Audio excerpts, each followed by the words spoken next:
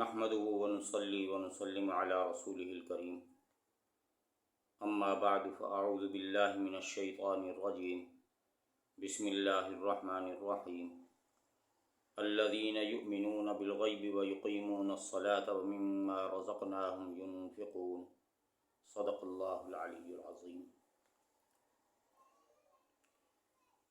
میرے محترم دوستو، متقین کی صفات بیان کی جا رہی ہیں۔ قرآن مجید کی عجیب ترتیب دیکھیے کہ کیسے بالترتیب صفات بیان فرمائی ہیں کہ سب سے پہلے متقیوں کی جو صفت بیان کی گئی وہ ایمان بالغیب ہے، غیب پر ایمان۔ اس کی تفصیل میں عرض کر چکا ہوں۔ اب متقیوں کی دوسری صفت کیا ہے؟ دوسری صفت اللہ جل وعلا شانہ نے بیان فرمائی، وَيُقِيمُونَ الصَّلَاةَ، اور وہ نماز قائم کرتے ہیں۔ اب اس ترتیب پہ غور کریں، یہ پہلے بھی عرض کیا تھا کہ جس کا ایمان بالغیب جتنا پختہ ہوگا اتنا ہی وہ اعمال کی طرف مائل ہوگا، اور یہاں اعمال میں سب سے پہلے اللہ تعالیٰ کا توحید کے بعد جو سب سے بڑا حق ہے اس کو بیان فرمایا ہے، اور وہ ہے نماز۔ قرآن مجید میں جہاں کہیں بھی نماز کا ذکر آتا ہے، چاہے حکم آتا ہو یا نماز پڑھنے والوں کا ذکر آتا ہو، وہاں اقامت کا لفظ آتا ہے۔ اگر حکم آتا ہے تو آتا ہے اقیموا الصلاۃ، نماز قائم کرو، یا یہاں جیسے الذین یؤمنون بالغیب ویقیمون الصلاۃ، اور نماز قائم کرتے ہیں، تو اقامت کا لفظ آتا ہے۔ اقامت کسے کہتے ہیں؟ اللہ تعالیٰ مجھے بھی، آپ کو بھی، سب کو نماز کی اقامت کی توفیق عطا فرمائے۔ یہ قرآن کا پیغام جو آپ تک پہنچا رہا ہوں، اس میں سب سے پہلا مخاطب میں خود ہوں اپنی ذات کا۔ اللہ پاک پہلے مجھے توفیق عطا فرمائے، پھر سب کو توفیق عطا فرمائے۔ تو قرآن مجید میں اقامت صلاۃ کا ذکر ہے۔ اقامت کسے کہتے ہیں؟ نمبر ایک بات تو مفسرین نے جو کچھ بیان فرمائی اس کا نچوڑ عرض کرتا ہوں۔ نمبر ایک بات یہ ہے، علماء نے لکھا ہے کہ وقت کا خیال رکھنا، المحافظۃ علی مواقیتها، نماز کے اوقات کا خیال رکھنا، نماز کے اوقات کی نگرانی رکھنا، یہ نمبر ایک پر آتا ہے۔ وہ شخص نماز کو قائم کرنے والا ہے جو پانچوں نمازوں کی نگرانی کرنے والا ہے۔ اس کو دھیان رہتا ہے کہ کون سی نماز کا وقت آنے والا ہے، اور میں نے نماز پڑھ لی ہے یا نہیں پڑھی ہے تو پڑھنی ہے۔ تو اس کو کہتے ہیں محافظہ علی مواقیتها، اس کے اوقات کا خیال رکھنا۔ نمبر ایک پر تو یہ ہے۔ اور قرآن شریف میں فرمایا ان الصلاۃ کانت علی المؤمنین کتابا موقوتا، بے شک ایمان والوں پر نماز وقت مقررہ پر فرض ہے۔ یعنی جب نماز کا وقت ہو گیا تو وہ نماز فرض ہو گئی اس مسلمان پر، جس نماز کا وقت مسلمان نے پا لیا۔ تو نمبر ایک محافظہ علی مواقیتها ہے، یعنی نماز کے اوقات کا خیال رکھنا۔ نمبر دو، بعض مفسرین نے فرمایا کہ جب نماز کا وقت ہو جائے تو پھر وضو کا اہتمام کرے، اور وضو سنت کے مطابق کرے۔ یہ بھی اقامت صلاۃ میں آتا ہے۔ اور وضو سنت کے مطابق کرنا، وضو کے آداب کا لحاظ رکھنا، جیسے جیسے وضو کے آداب کا لحاظ رکھے گا اور سنن و مستحبات کا خیال رکھے گا تو وضو اتنا ہی درجے میں کامل ہوگا، اتنا ہی بہترین وضو ہوگا اور اس وضو پر اتنا ہی اس کو زیادہ ثواب ہوگا۔ تو دوسری بات جو ہے اقامت صلاۃ میں آتی ہے وضو کی، وضو کا خیال رکھیں۔ تیسری بات کہ جب نماز شروع کرے تو نماز میں تعدیل ارکان کا خیال رکھیں۔ تعدیل ارکان کا مطلب یہ ہے کہ سب ارکان کو ٹھیک ٹھیک ادا کرنا۔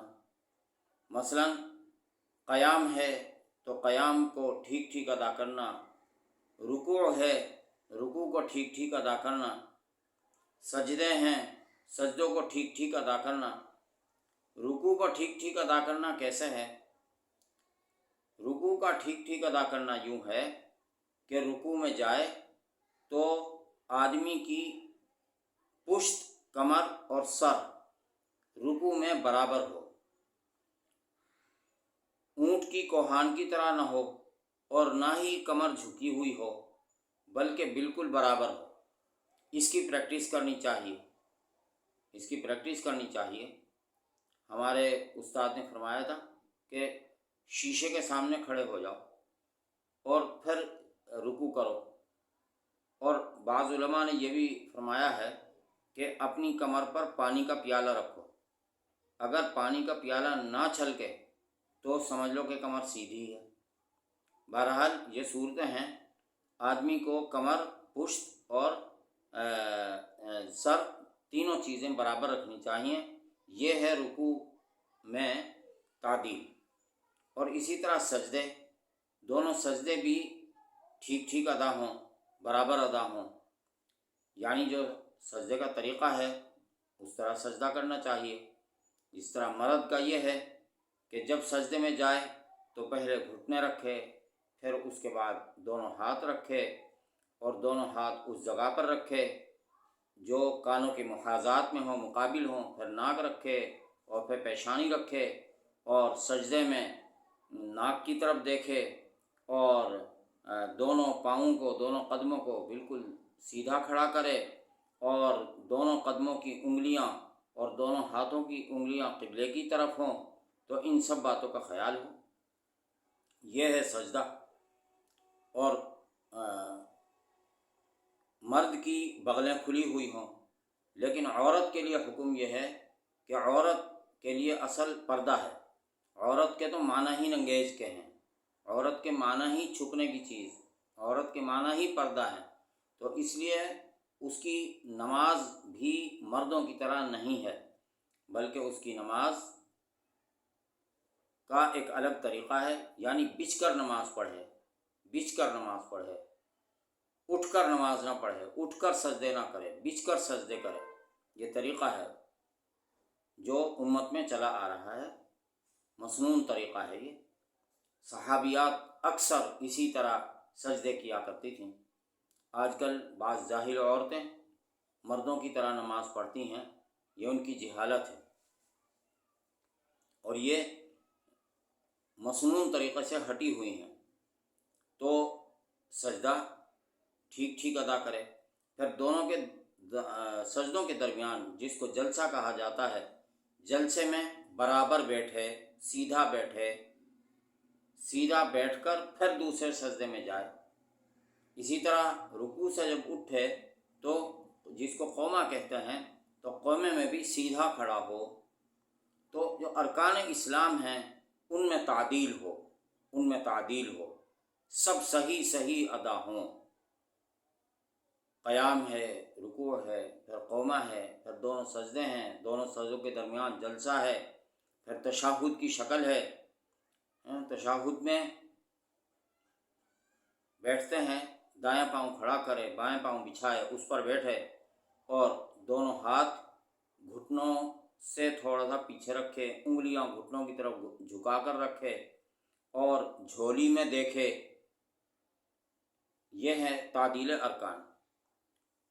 اور سلام پھیرے تو مونڈھوں کی طرف دیکھے، دائیں مونڈھے کی طرف، بائیں مونڈھے کی طرف، جب دائیں بائیں سلام پھیرے، تو اس کو کہا جاتا ہے تعدیل ارکان، ارکان ٹھیک ٹھیک ادا کرنا۔ تو مفسرین نے فرمایا کہ اقامت صلاۃ میں تعدیل ارکان بھی آتی ہے۔ تو نمبر 1 وقت کا خیال رکھنا، نمبر 2 وضو ٹھیک ٹھیک کرنا سنت کے مطابق، نمبر 3 تعدیل ارکان۔ اور تعدیل ارکان بعض مفسرین نے رکوع اور سجدوں کا ذکر فرمایا ہے، وہ تعدیل ارکان میں آ گئے ہیں، جو فرائض ہیں نماز کے، جو واجبات ہیں نماز کے۔ اور ایک بات اور آتی ہے اقامت صلاۃ میں، وہ کیا ہے؟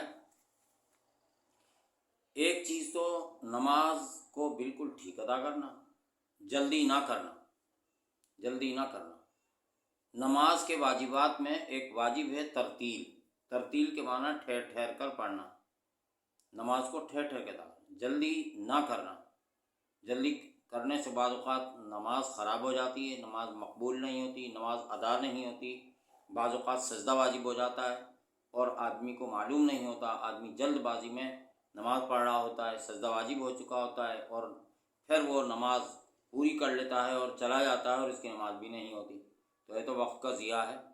اس لیے میرے بھائی، ہر کام جب ہم اچھا کرتے ہیں، کہیں ادارے میں ہم کام کرتے ہیں، وہاں اچھا کام ہمارے سے لیا جاتا ہے، تو ہم اچھا کام کرنے کی کوشش کرتے ہیں، تو نماز بھی اللہ کے حضور ہم حاضر ہوتے ہیں، تو نماز بھی بہترین پڑھنے کی کوشش کرنی چاہیے، نماز کو وقت دیں۔ اسی لیے ہمارے باطن میں تبدیلی نہیں آتی کہ ہماری نمازیں اقامت کی صورت کی نہیں ہیں۔ ان الصلاۃ تنہی عن الفحشاء والمنکر، بے شک نماز روکتی ہے بے حیائی سے اور بری باتوں سے۔ جو رکتے ہیں تو ان کو اللہ کا شکر ادا کرنا چاہیے کہ شاید ان کی نماز بہتر ہے۔ اب یہاں ایک بات اور سمجھ لیجئے،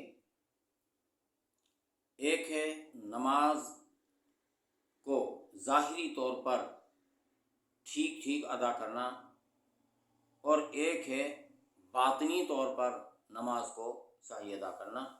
اس کو کہا جاتا ہے خشوع و خضوع، یعنی نماز میں خشوع و خضوع ہو، خشوع و خضوع سے نماز پڑھیے۔ خشوع و خضوع کیا ہے؟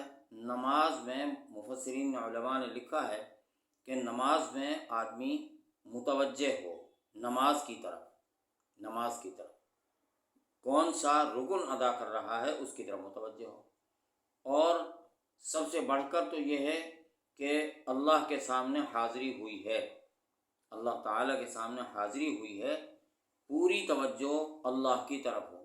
جس طرح ایک حدیث میں بتایا گیا ہے، تعبد اللہ کأنک تراہ فإن لم تکن تراہ فإنہ یراک، کہ تو اللہ کی عبادت کرے ایسی کہ گویا کہ تو اللہ کو دیکھ رہا ہے، اگر تو اللہ کو نہیں دیکھ رہا ہے تو اللہ تجھے دیکھ رہا ہے، یعنی اعلیٰ درجے کی کیفیت تو یہ ہو کہ اللہ کو دیکھ رہا ہے۔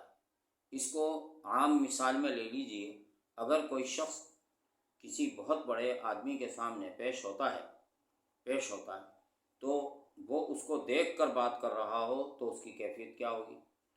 اور اسی کے دوسری صورت یہ کہ کوئی بڑی شخصیت دیکھ رہی ہے، آپ امتحان دے رہے ہیں اور انویجیلیٹر سر پر آپ کے کھڑے ہو گئے آ کر، تو آپ کی کیفیت کیا ہوتی ہے، کیسی فکر ہوتی ہے؟ آپ ظاہر یہ کر رہے ہوتے ہیں کہ میں بالکل ٹھیک ٹھیک پرچہ دے رہا ہوں۔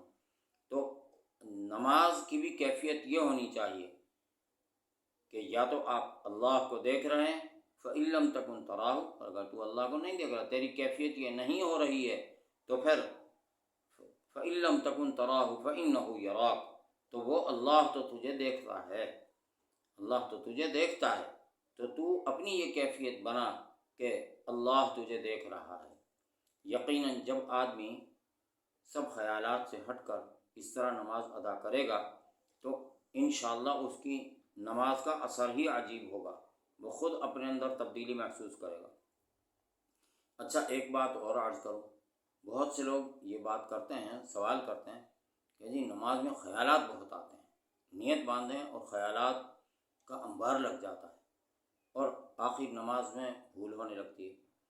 ہمارے اساتذہ اس کی مثال یہ دیتے تھے کہ دیکھیے جہاں دولت ہو چور وہاں ہی آتا ہے، تو شیطان ہے چور ایمان کا۔ تو جب آدمی ایک مومن نیت باندھتا ہے نماز کے لیے تو شیطان اس گھر میں داخل ہوتا ہے جہاں ایمان کی دولت ہوتی ہے، اس کو خراب کرنے کے لیے، اس کی عبادت کو خراب کرنے کے لیے۔ اس لیے اس کی پرواہ نہیں ہونی چاہیے کہ مجھے اتنے خیالات آ رہے ہیں۔ آدمی نماز میں یہ جنگ جاری رکھے، اپنی جنگ جاری رکھے کہ نماز میں ارکان کی طرف متوجہ رہے۔ اور سب سے بہتر صورت یہ ہے، جیسے غالباً حضرت تھانوی رحمۃ اللہ علیہ نے لکھا ہے کہ نماز کا ترجمہ جو ہے وہ یاد کرے اور نماز کے ترجمے کی طرف دھیان رہے۔ اگر ترجمہ یاد ہوگا تو کیا ہی بات ہے، جب کہے گا ایاک نعبد و ایاک نستعین، تیری ہی ہم عبادت کرتے ہیں اور تجھ سے ہی ہم مدد مانگتے ہیں، اہدنا الصراط المستقیم، ہمیں سیدھا راستہ دکھا، تو کتنا مزہ آئے گا کہ اللہ سے باتیں کر رہا ہے۔ اسی طرح نماز کی جو خاص وہ صورتیں ہیں جن کو وہ پڑھتا ہے عموماً، اگر حافظ نہیں ہے تو ان کا اگر ترجمہ جان لے، اسی طرح التحیات کا، درود شریف کا، رب جعلنی مقیم الصلاۃ، اے میرے رب مجھے بنا دے نماز قائم کرنے والا، گویا کہ اللہ سے عرض کر رہا ہے۔ کیفیت میں نے عرض کی ہے، اللہ تعالیٰ مجھے بھی توفیق عطا فرمائے اور آپ سامعین کو بھی توفیق عطا فرمائے۔ وآخر دعوانا الحمد للہ رب العالمین۔